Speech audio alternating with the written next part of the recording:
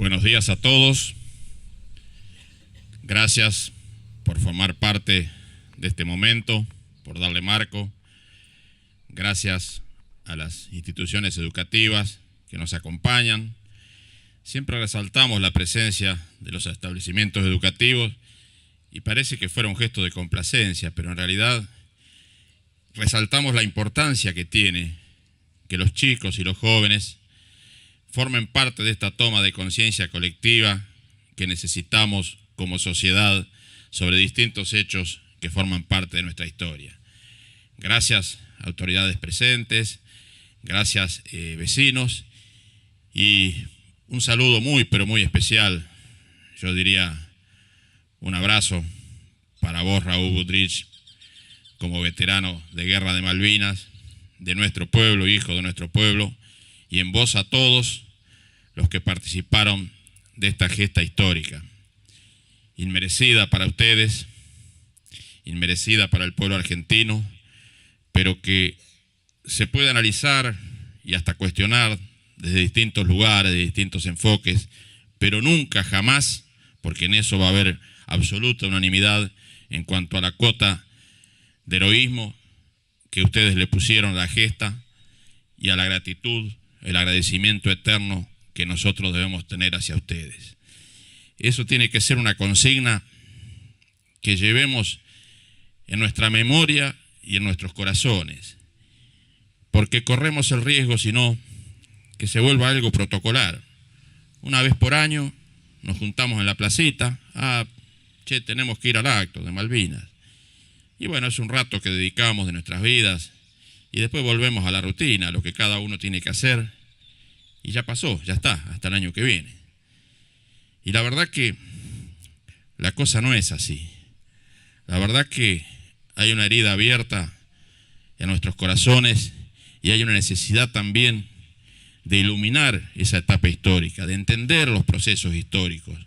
Porque la única forma que tienen los pueblos de preservarse de las cosas, de que ocurran nuevamente las cosas nefastas que le han pasado, es entendiendo los fenómenos históricos y tomando conciencia al respecto.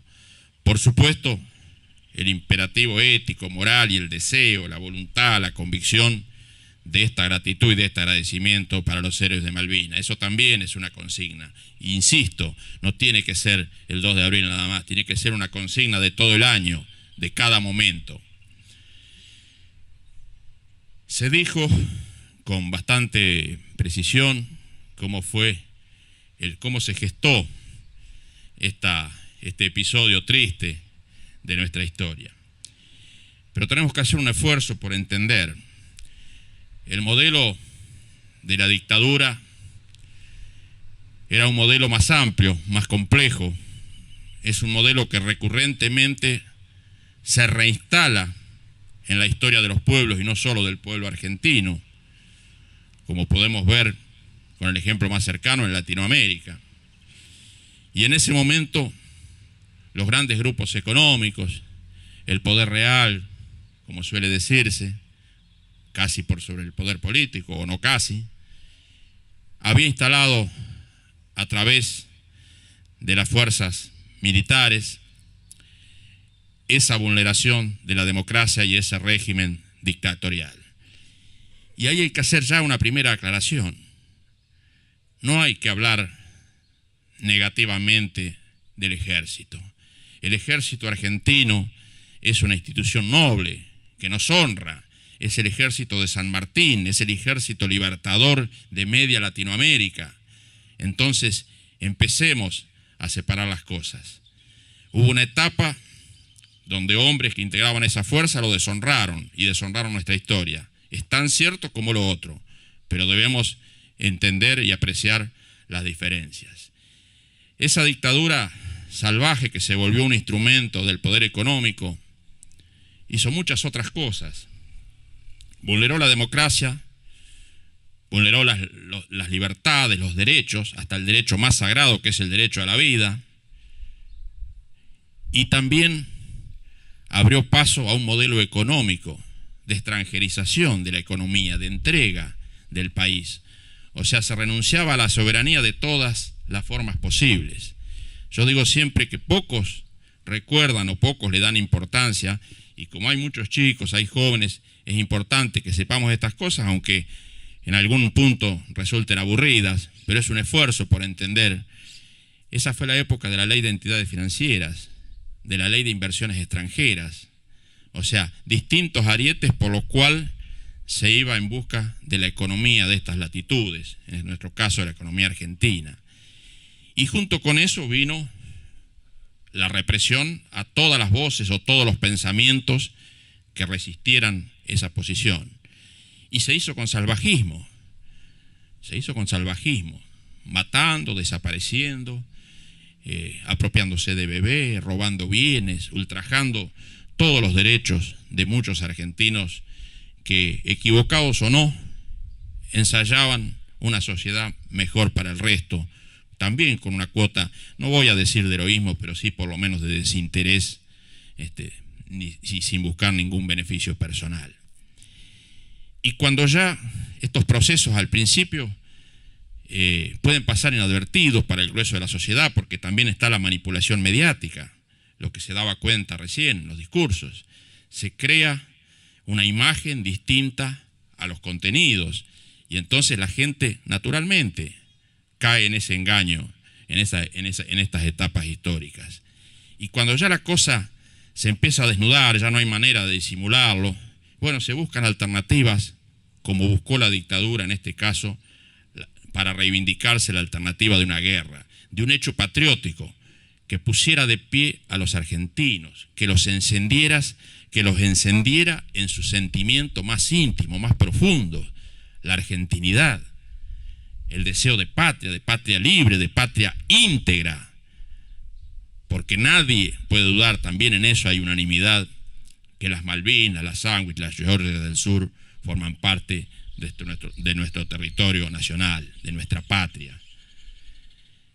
Entonces, en esa loca aventura y en ese deseo fatal de reivindicarse, empujaron a la muerte, a la desgracia, a una cantidad enorme de jóvenes, y enlutaron muchísimas familias en un intento que ni siquiera puede calificarse como de ingenuidad, sino realmente en un ejercicio, yo diría, de maldad. Esos jóvenes, que en su mayoría con 18 años, afrontaron una guerra para lo cual no estaban preparados en ningún sentido, ni militarmente, ni por madurez personal, ni con la información suficiente. Yo nunca, por ahí uno cita ejemplos de otro lado y pensamos, y está Raúl acá, ¿por qué tenemos que hablar de gente de otro lado? Porque la verdad que siempre me ha parecido que hay que ser respetuoso de lo que cada uno quiera contar o quiera decir, sobre todo cuando hay dolores profundos. Así que alguna vez te hemos escuchado, Raúl, decir alguna palabra, y nunca nos hemos atrevido a preguntarte más nada de lo que vos tuviste deseo de contar. Pero hace un día o dos, abría el diario Democracia de Junín, y veía el testimonio, por ejemplo, de Sergio Bustamante, de un excombatiente de Junín, que a lo mejor conocés, creo que de la Infantería de Marina, de los que formó parte del primer desembarco para recuperar las islas. Y él decía que salieron, o sea, embarcaron rumbo a Malvinas sin saber que iban a Malvinas. O sea, se enteraron el primero, cuando prácticamente estaban llegando a Malvinas. Le hablaban de que había un problema en Chile y que tenían que participar y demás. Y así desembarcaron en esa guerra atroz, en una latitud inhóspita por completo, sin estar mentalizados del desafío que tenían que afrontar, sin estar preparados, sin tener el armamento necesario, sin tener el abrigo necesario, sin tener las condiciones mínimas para tener una chance de éxito en la contienda bélica. Y escuchaba también anoche por televisión algunos testimonios, generalmente de los que no tienen tanta voz, porque algunos tienen vínculos políticos y demás y pueden formar parte de un acto, pero otros no tienen quien los escuche. Y por ahí se filtran en algún canal, en algún programa, en alguna voz, y contaban experiencias que no es que sorprendan, pero que obligan a parar la locura en que vivimos un minuto y reflexionar sobre eso. Ver a un excombatiente que tuvo la suerte, si se puede hablar de suerte, entre comillas, ¿no?, de no formar parte de los 649 muertos, pero que decía que en la trinchera a su lado, su amigo, su compañero, su camarada, su compañero y amigo, le dijo tal cosa y al instante se dio vuelta y estaba partido en dos, literalmente. ¿Cómo se puede volver de eso? De eso y de tantas otras cosas. ¿Cómo se puede transitar después una vida con normalidad de haber pasado por esas circunstancias? No debe ser casualidad que en la provincia de Buenos Aires hay más de 100 excombatientes que se suicidaron. No debe ser casualidad que también formó parte de la ingratitud después del hecho bélico. O sea, en el retorno, donde muchas veces estaba hasta la incomprensión de los camaradas, que los veían perdidosos, la indiferencia de una sociedad, que pasamos de un extremo al otro, que nos colgamos de los mástiles cuando hay algo, un hecho que reviva nuestro patriotismo, como recién decían en las palabras que me precedieron, la euforia, la locura, salir a la plaza. No está mal, o sea, es comprensible, yo no soy sociólogo, pero creo que es fácil de entender, pero que pasamos de eso a la nada, a la ingratitud, a la indiferencia, al no tener el gesto de decir, acompañamos a un excombatiente, a una familia, ayudamos a reconstruir su vida. La enorme mayoría no tuvo apoyo psicológico. Las pocas mujeres que participaron como enfermeras y demás, como excombatientes, recién fueron reconocidas en el 2013. Fíjense cuántos años después, ni siquiera tenían el reconocimiento como excombatientes. Y bueno, digamos, esa etapa de la historia nos enluta, como la otra que decía, y tenemos que estar siempre atentos, no porque vaya a haber otra contienda bélica, no estoy sugiriendo eso, pero sí porque los fenómenos a lo largo de la historia se recrean, mutando sus formas, pero se recrean. Y en definitiva, ¿qué tenemos que sostener? ¿Qué bandera tenemos que sostener? ¿La del agradecimiento y la gratitud a los excombatientes de Malvinas? Sí, desde luego que sí, en lo más alto que pueda flamear. Y también la de la defensa de nuestra soberanía, la del concepto de patria, la de reivindicación de la soberanía en todas sus formas, la territorial, desde luego, pero también la política, el respeto que nos merecemos como nación. No se logra eso abrazándose a los pantalones de ningún mandatario del primer mundo. Créanme que no se logra. Lo único que se hace, se pierde dignidad y se resignan derechos y en muchos casos se resigna el futuro de los argentinos. A algunos les servirá para hacer negocios, pero no les sirve al pueblo argentino. Y pasó en los 90 con las relaciones carnales, donde nos abrazamos, vaya manera de homenajear a los héroes y veteranos de Malvinas, nos abrazamos a las potencias que colaboraron para matarlos en la fría soledad del sur, como Estados Unidos,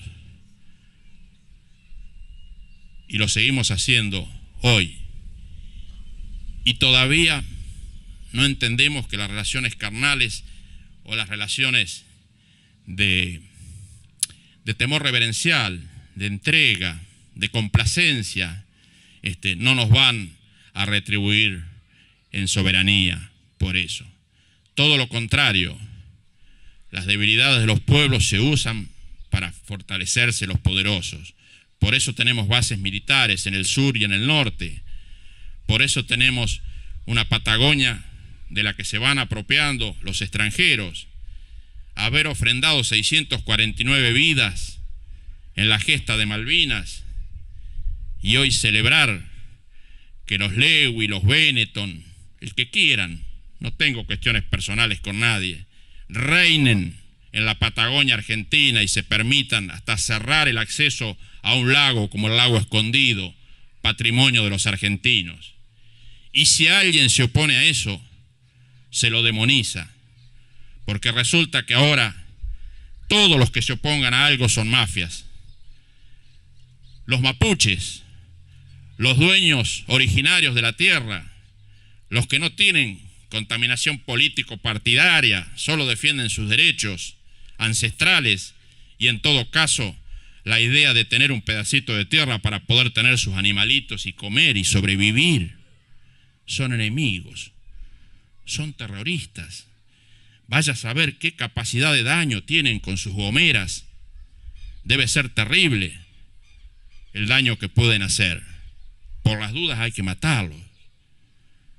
Hay que matarlos como a Santiago Maldonado, como a Rafael Nahuel, con directa intervención de las fuerzas del Estado. ¿Y de qué está hablando, Alberto? Estamos en Bedia, en el Día de Malvinas. ¿Qué tiene que ver? Eso pasó allá lejos, en el sur. Uno era un hippie artesano, y el otro también, un pobre muchacho, un mapuche. Ellos peleaban por la nuestra edición de Zulonco, pero no tiene nada que ver. Creemos que no tiene nada que ver, creemos seriamente, o quizás nunca nos pusimos a pensar si tiene o no que ver. Sería aceptable que haya pasado eso. Si solamente miramos televisión y leemos los diarios, vamos a creer que es así, que estas cosas no tienen vinculación. Que no tiene vinculación que las Malvinas se estén militarizando cada vez más. Las Malvinas van camino a tener un soldado por cada habitante. Se habla de armamento nuclear.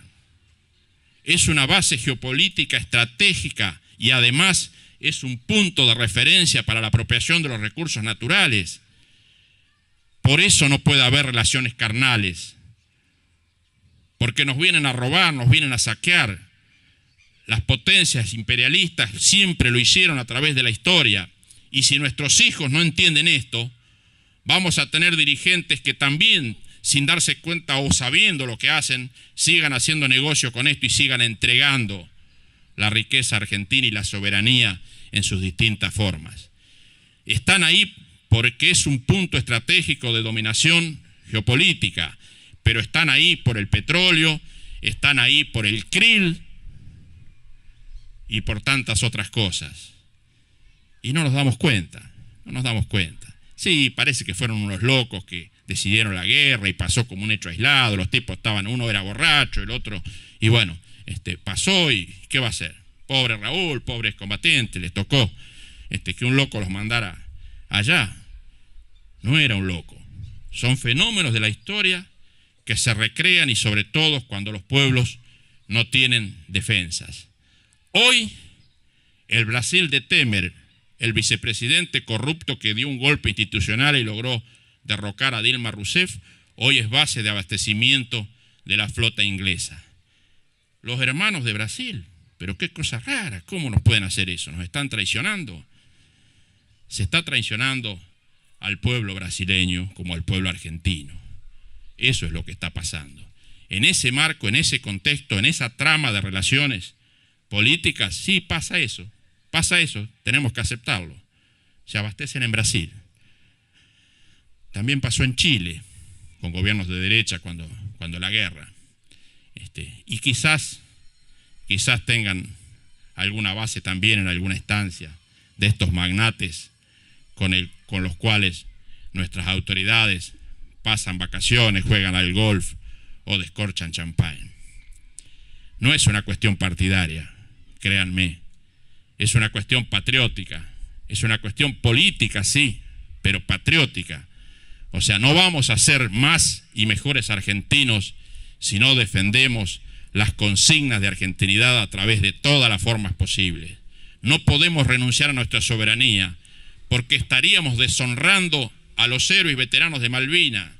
¿Qué ejercicio de hipocresía sería que vengamos cada año a hacer este acto y a hacer una ofrenda floral y después apoyemos durante todo el año políticas que van en contra absolutamente de lo que ellos defendieron? ¿Qué legitimidad tendría? ¿Qué satisfacción de conciencia podríamos tener si hiciéramos eso? Los estamos defraudando. los estamos defraudando a ellos y a los que no están, y a sus familias que también quedaron mutiladas. Y si algo hay que sumar, y con esto termino, no quiero agobiarlos, si algo hay que sumar es el reciente episodio de Lara San Juan.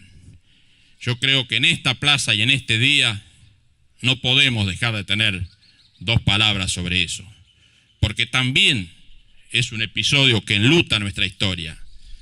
No podemos tirar al mar 44 soldados argentinos y seguir viviendo como si no hubiera pasado nada.